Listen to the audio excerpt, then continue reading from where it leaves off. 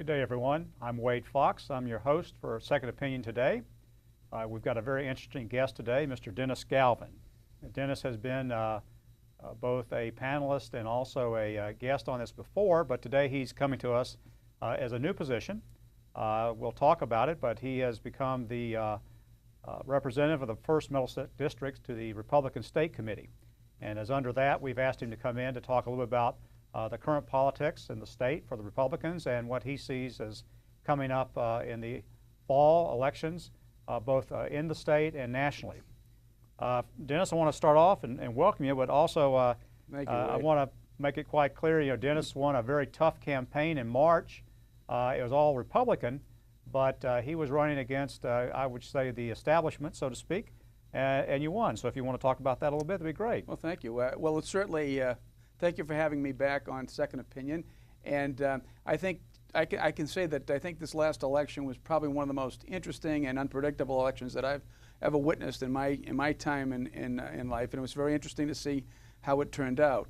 I think what you saw in this election was, among the Republicans anyway, was a mandate for change. The tradition has been, or the trend has been, to try to maintain relationships with the status quo. And I think what you saw in this election was a real mandate for a new direction, for a contrast. They want to see a contrast from the prevailing political status quo in Massachusetts.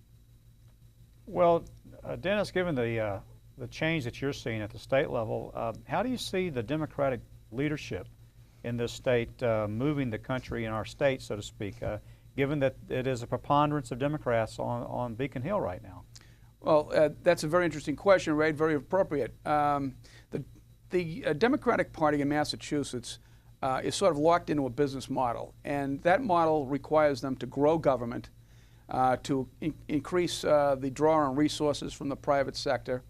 And probably a newer development, which I think is very disturbing, is the ascendancy of a certain element within what's traditionally called the progressive wing, or I call them the hard left wing, which is really wants to see government become a pervasive part of life in Massachusetts, to the point where there'll be consequences for sharing contrary opinions to the political status quo.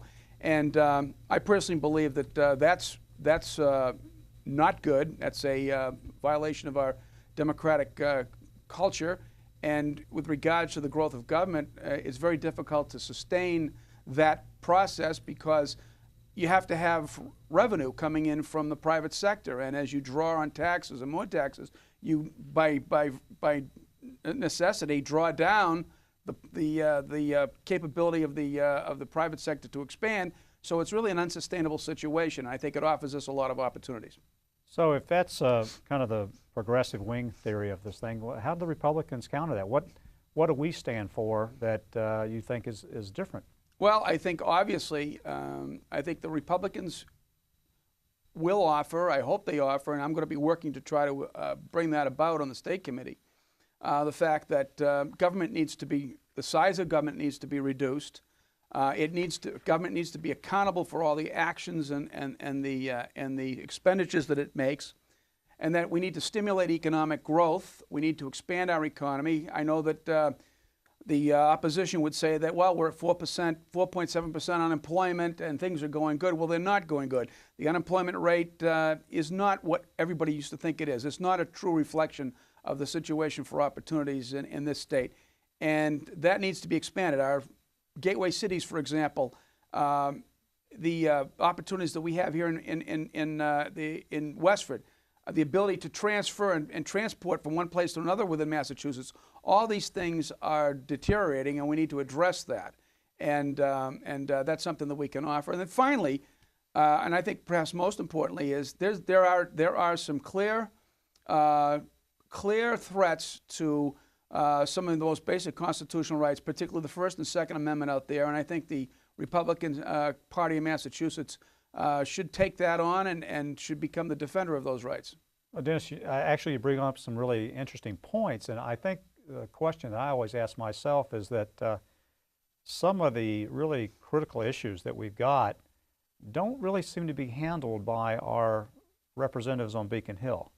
and I speak to the number of petitions, the citizen petitions. I know it's a right and so forth, but if you look at it, a lot of the hot potatoes and so forth that we've got, where you think there would be a consensus or there would be some kind of legislative action, seem to be, shall we say, ignored. That's and true. so the citizen groups have to bring it up. I mean, what do you think causes us to have to do so many petitions? I think there's 4 that were on the ballot this coming fall that are quite important. Well, I believe the primary reason for that is that there's such a preponderance or a domination of state government, of the legislature by one political party with one political point of view, that they're not able to encompass the full scope and breadth of the political needs of the state.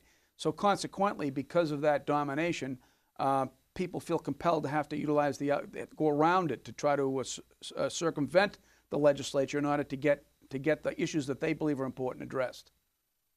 Well, do you think that if there was a more balanced, shall we say, a more balanced Republican-Democrat split in the House or the Senate, that more of these issues would be taken up? I believe so. I believe so. For example, let's take a couple of issues. You have charter schools. The charter school question is up now. Common Core was going to be up there, but the Supreme Court struck it down because it wasn't worded properly. Had you had a balanced Republican Party, Democratic Party split on Beacon Hill, those issues would be discussed openly out on the floor with pressure brought to bear from both sides, and hopefully a workable accommodation could occur. But that doesn't happen. There's not even debate on issues in the Massachusetts State House now. The Democratic leadership controls it so much that even the budget is done through a out-of-session committee that comes in and basically passes the budget at the end as a pro forma measure. There's no debate or discussion or contest over priorities at all. It's so one-sided. So, Dennis, the district you represent now goes from Lowell all the way to Pepperell. To Pepperell.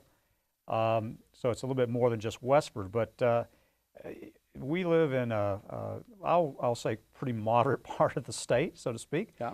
But as a state committee member, you have to look at it and say, you know, we're about 15% of the state's Republicans. They do say Massachusetts is the bluest of blue states. That's correct. How do you see the Republicans functioning in, shall we say, a very blue sea that we're having to deal with? Well, I mean, there's no question that there's I think the Democratic registration is about 30 to 35%, which is interesting because at one point in time it was much higher than that, and it's reduced. The hope for the Republican Party, as I see it, is the growth of the unenrolled voters, and the ability to market to those voters is very important. And that brings us to the issues with the state committee. I don't think the Republican State Committee has really probably done a proper job of marketing the party. We rely on elections every 2 years for a candidate to come forward and to offer their program for change. And that period of time, which is probably about 8 to 9 months at best, very difficult for a candidate to grab a hold of the media, to get themselves identified as credible, and begin to put out a message that counters the prevailing message that is heard all year round about the growth of government, the need for more spending. The Republican Party has an obligation to have a year-round message going out to the state that there's an alternative to the status quo, that this what you hear all the time is not necessarily in your best interest, that there are other things that we should be doing, there's a new direction that we should be taking, and that's the responsibility of the Massachusetts Republican Party. And while I'm up there, I'm going to try to see that they pursue that. Well, Dennis, I know that in your election there was, shall we say, the not the elites, but the chosen people that were running. And then there were a lot of independents. And there were some victories and losses and so forth. So it's quite a mix on the state committee now than what I think we've seen in the years past.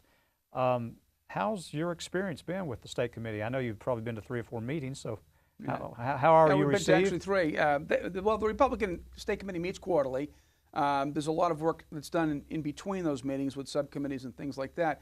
But it's very clear to me that there are essentially two schools of thought. There are what I wouldn't call them elites or establishment. I would just simply say those that believe in working with the status quo, and then those that believe in challenging the status quo. And both of them have certain points that have merit. I mean, there is a reality that we are the minority party, so there are some limits as to what we can hope to achieve. However, there are some clear issues that are available to us to be able to really contrast ourselves with what's actually going on, and I think draw more people. One issue in my point of view is the lack of priority or the misspending that goes on in the state budget. There are four major issues that really affect the state spending. We're up to a $40 billion budget now. When I first ran in 2004, the budget was around 27 billion. Now it's up to 40 billion. That's being driven by MBTA spending, by Medicaid spending through the Obamacare expansion, which has completely gone out of control with premiums. There's always the issue of keeping a lid on welfare spending. And then finally, there's an issue about the expansion now of our state colleges and universities to the point where they're increasing staff, they're increasing building, they're increasing debt, and they're coming to the state wanting to get more state money to be able to support themselves. So there's a lot of issues here that need to be watched carefully. Not that you cut these issues out, but they need to be managed better, and they're not, and it's costing the taxpayers of Massachusetts a significant amount of money. You've talked a lot about the financial aspects of it, which frankly a lot of people don't really get. They don't really think about it. Taxes are somewhat incremental and hidden and so forth in their mind. But what about some of the more, hot topic, the social issues? For example, you mentioned gateway cities, this thing of sanctuary cities, the rulings by the Attorney General on transgender or 2A and so forth like that. These are issues that I think that people kind of relate to quickly because it's much more personal. And it's usually a lot more interesting to read in the newspaper about it.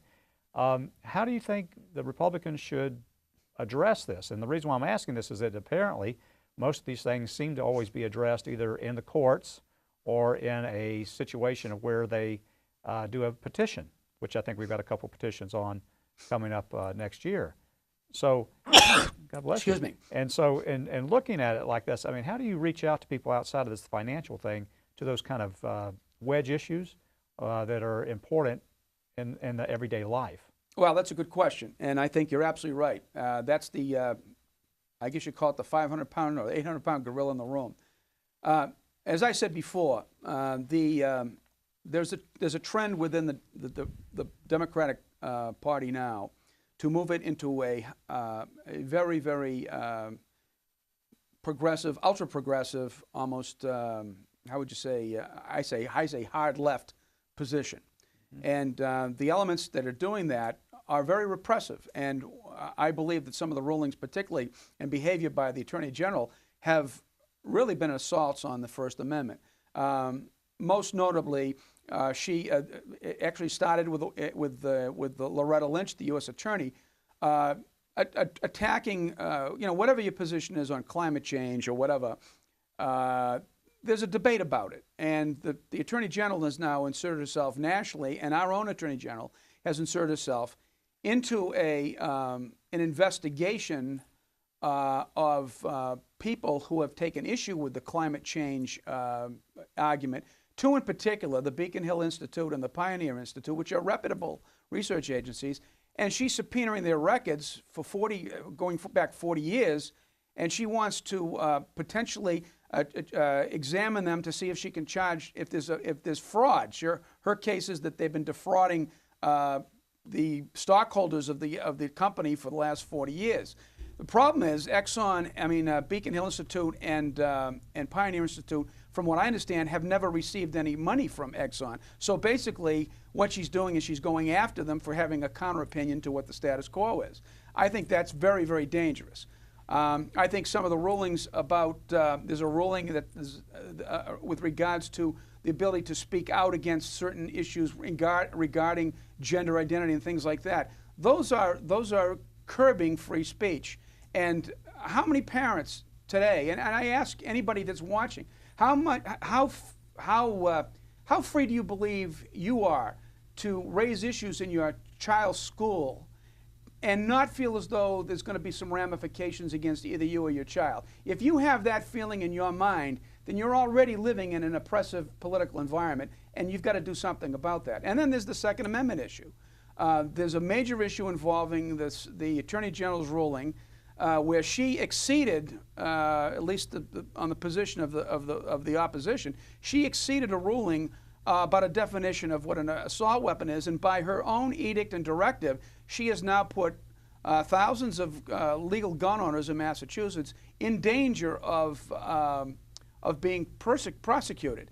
And the problem is that she doesn't have that authority under the state constitution. So these are constitutional challenges that you're seeing coming out of what I would call a very aggressive individuals who share this progressive viewpoint. I think it's a threat. So, well, Dennis, let me go back to the 2A one, because I find that to be a very interesting thing. It's a hot button, certainly here in Westford. As I understand, the governor said he was concerned about it. He had some questions about it. We've had a good number of state representatives, even our own Jim Maciero, I believe, said that they had some questions about it, and I think there was like 59 or 60 of them. 55, I think. 55. And so they've got some questions about it. Well, that's all well and good, but what does that mean? Is there any action that's going to be taken by the governor or the legislature, or do they just say, well, we've got questions about it, but yet it stands as a ruling that is potentially harming either the gun owners or the process by which you get a gun? I'm not saying that it should be easier or less. I'm just saying that they've left it in limbo, and have they just said, well, we're concerned about it, and they think that's good enough? Well, first thing to remember is this is not about guns, all right? This is the concern about her ruling is not about guns. I mean, that's a separate debate, and that can be argued about access and everything else. The issue about her ruling is that she exceeded the state constitution, which prohibits anybody from the executive branch to, in effect, legislate on their own edict. Now, with regard to what may happen in regards to that, first, the legislature's out of session, so they can't respond to this. The governor, I don't know what action he'll take. I know that her ruling is now being challenged in both state and federal court, so that will have to play out. And whether there'll be activity or actions done by petition or whatever will have to remain to be seen. But there's a lot of concern about that ruling. So there's a lot of issues out there that people talk about. There's nobody really attached to them, and we've attached this to the Attorney General. But in your district, you've got a couple key races coming up. Oh yes, yeah. There are two. As you said, my district extends from Lowell all the way through Groton, Westford, Pepperell, Dunstable, Tingsboro, all the way through there. There are about 3 or 4 House seats that cross into my district. We have 2 of them that I think are very noteworthy, that if anybody's watching and is interested. The first one is Sheila Harrington is running for re-election. She's an excellent legislator who I fully endorse. And I would encourage any Republicans here in this district that may not have a contested race in their own section to consider supporting her. And there is another race that I think is very interesting up in Lowell, Massachusetts, involving Republican Kamara Kay, who will be going up against the incumbent Ratty Mom. That is a very, very interesting race. It involves a very interesting community with a whole set of new dynamics for Republicans to deal with. And again, I believe it's a race that's worth consideration for support by those Republicans who may not have a contested race in their own district. And I would urge you to consider both of those candidates. They're both excellent. And the inclusion of one more Republican state representative seat in the House will improve the ability of the Massachusetts legislature to address issues democratically as opposed to the way that it's conducted now. And I urge strongly urge you to do that. So Dennis, let's kind of go kind of our last subject to the top of the ticket, as they would say. We've got Donald Trump running Yes, we do. against Hillary Clinton, and you know, there's been a lot of people kind of wishy-washy back and forth. I think things are starting to change, but I understand that the state committee did endorse Donald Trump. Could you tell us a little bit about that? Sure, I'd be glad to. You're absolutely right. There's been a lot of confusion. There's been a real disconnect between the Republican base and the Republican leadership in this election. And that's why it's a change election. And it's pretty clear to me, particularly through my campaigning, that Donald Trump is the candidate of the Republican Party. The rank and file want him to be the standard bearer. Many in leadership positions have had real problems with that, as has been obvious over the last few months. But it's important at this point in time to, in my judgment, for the Republican Party to lockstep and consolidate as we go into this election. And I sponsored a resolution about 2-3 weeks ago at the last Republican State Committee that overwhelmingly passed, that endorsed Donald Trump as the Republican candidate here in Massachusetts. I think it's important. There's been a lot of comments made about Mr. Trump that I don't think have been completely fair. I think he's an accomplished individual. I think he's a leader. In contrast, we have somebody that has some serious questions about their integrity and their credibility, and I think it would be a continuation of what we've seen in the last 8 years at best, and there are some indications that it could even get worse than this. So I think the choice is pretty clear. And Dennis, let me ask you then, if given that this is a race that I would have to say that if you looked at how this process has gone between Bernie Sanders and Donald Trump and the 12 Republicans or more than that ran, there's a lot of distrust of the establishment. That's correct. And I mean that on both sides of the aisle. This has been kind of characterized as, you know, neither one of these are really great candidates, but that's the two we've got left. Yeah. Do you see this as a watershed moment for like third parties, or do you think people are now going to take more interest in trying to develop this? And the reason why I'm asking this is that a lot of people that say they're independent or unenrolled and so forth, by definition, sometimes they just end up getting what the two major parties offer them. So do you see this changing the dynamics as we go forward? I think the dynamics have been changed. I think you have a clear contrast here in this election. This was the phenomena of the 2016 election was basically a resurgence of populism. If you see, and it defines both sides. I think Bernie Sanders was a populist candidate for the Democratic Party. Donald Trump is the populist candidate for the Republican Party.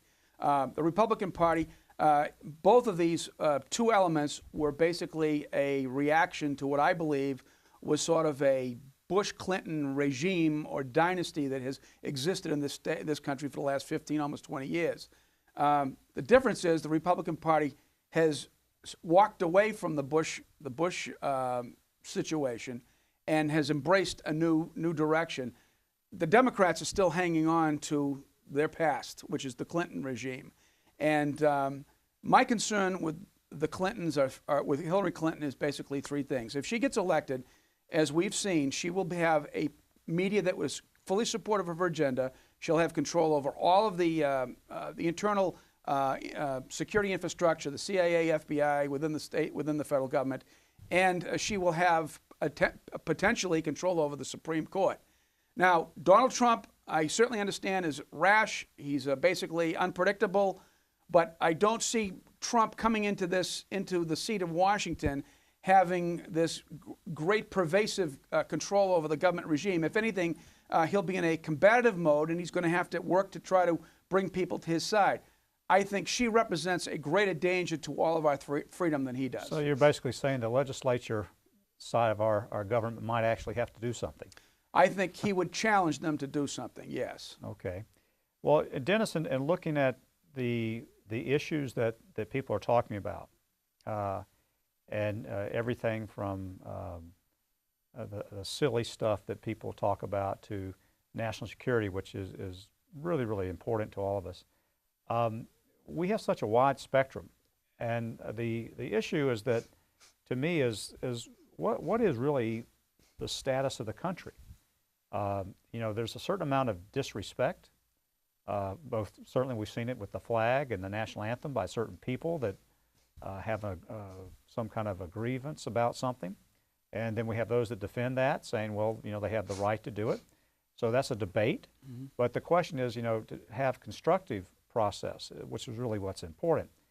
Do you see the country not really having what we would call a silent majority that is centered on really the values of America? Or are we becoming too much of a hodgepodge? And the reason why I bring this up is that it's not a question of immigration or something of that nature. It's about, you know, the concept that we were a melting pot.